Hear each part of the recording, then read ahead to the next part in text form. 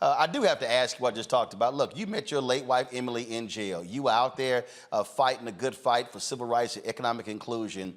How shameful is it that here we sit, look, you're 83 years old, I'm 54, turned 55 in November. Here we sit in 2023, and we literally are still talking about trying to get more than 0.5% or 1% of these companies that do business in our community, but then don't want to do business with us, like PepsiCo. Well, I want to thank you very much for your approach to this, Roland. You are raising an issue, as you said in your presentation.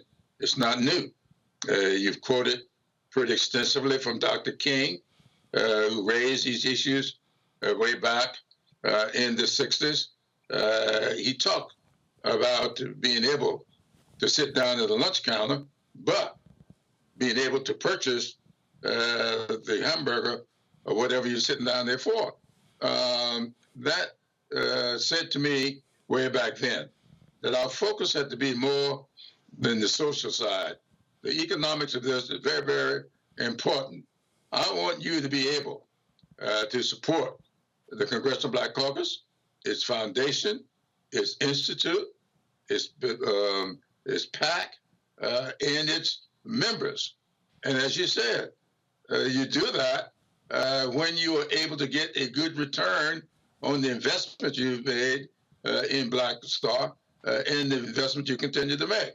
And the only way that can be done is for those products that we consume, the manufacturer of those products, to be spending equitably in the African American community.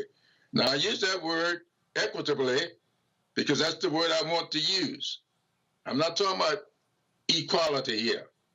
I'm talking about equity. And that's what we have to focus on. That's it. That's it. Equity. That's it. You're absolutely right. And the thing here, Congressman, look, people need to understand, you and I talk about this on the federal level. The federal government spends $1 billion on advertising, and the same thing as well. When President Joe Biden talked about last year increasing Black contracts, you and I talked about it as well. So for everybody to understand, I'm talking about increasing Black-owned bid contracts in the government, in the private sector, all over, and it's ridiculous when we look at these small, paltry numbers, and that's why during COVID, 41% of Black-owned businesses went out of business, because out of 2.6 million Black-owned businesses, 2.5 million had just one employee. And people talk about access to capital. Here's the deal. I don't have any debt. I have no debt. I don't owe anybody. So I don't need access to capital. I need contracts. If I get contracts, I now got capital. Absolutely. And that's how money turns over. In the African-American community, it's got to get there first. Yep.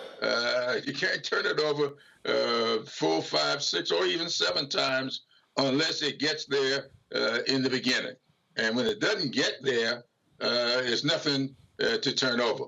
And so all of the businesses that we have in the African-American community, from private to public, they rely upon these dollars getting into the pipeline to begin with. And that's where we are lacking tremendously. And we, in the Congressional Black Caucus Institute, are beginning to focus a little more on that. And I think you're going to see much more focus in the not-too-distant future. Absolutely. Because we've got to.